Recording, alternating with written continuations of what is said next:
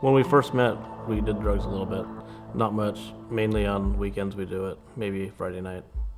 And then it started getting to where we're doing it more and more. We found out we were pregnant, and about 2 weeks before Daniel was due, the house caught on fire. So Daniel was a week early from all the stress. And we got a lot of money to try and rebuild the house, and that's where the drug use turned into heavy usage. That's kind of when our marriage went downhill. Yeah, the insurance company put us in a hotel since our house was destroyed. So all it did was give us a rent-free place to party at. There were times when we'd put Daniel in the other room in his little bouncy chair, and we'd be in the other room smoking our drugs.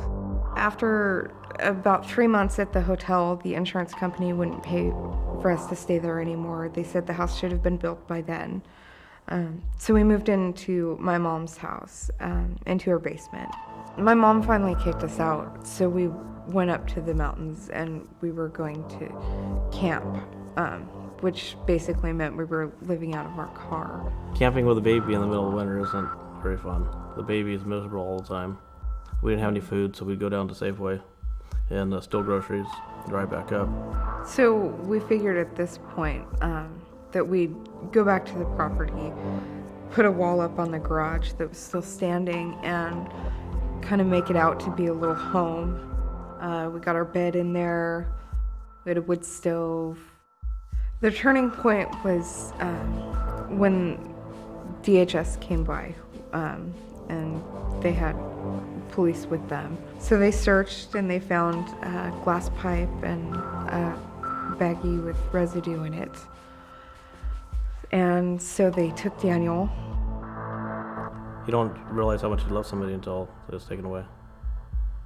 I felt like the worst mother in the world.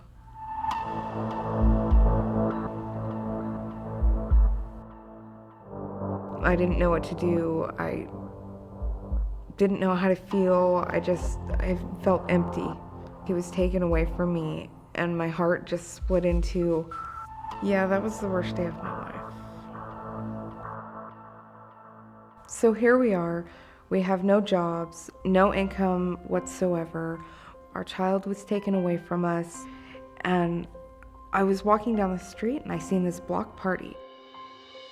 We met Marv, the minister for Celebrate Recovery. We met Pastor Doug. We met the associate pastors, and we made an appointment to have coffee. Ever since then, we've been involved with the church. We started going every single day.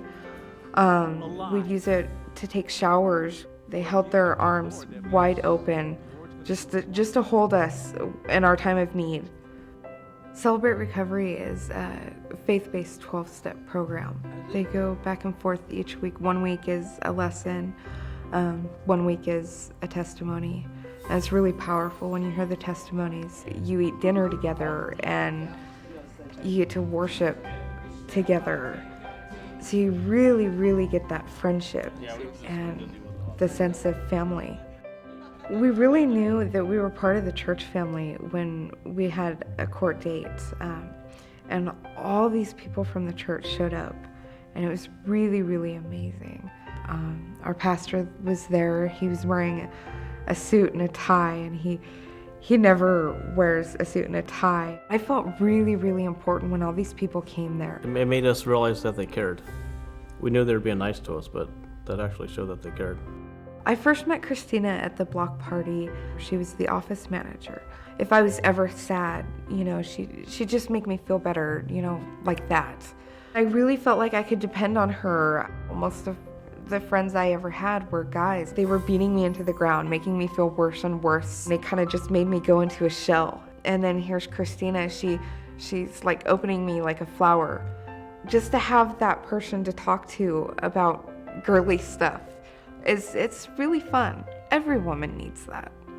And I'm just glad that Christina was there so that I could have that. She's one of my best friends now.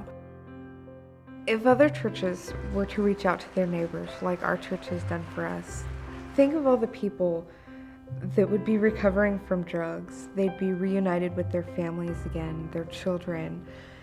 They could be happy in their marriages, in their families, in their lives. I'm going to school at Chemeketa right now.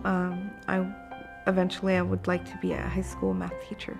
I'm going to Temecula to get my degree in social science, and when I get done, hopefully get a job working at DHS so I can help people that are in need, like they help me. We're happy. You know, we have each other, we have our son, we have our church family, and most importantly, we have our relationship with God. And that would have never happened had this block party not happened. It's a better life. We have our son back.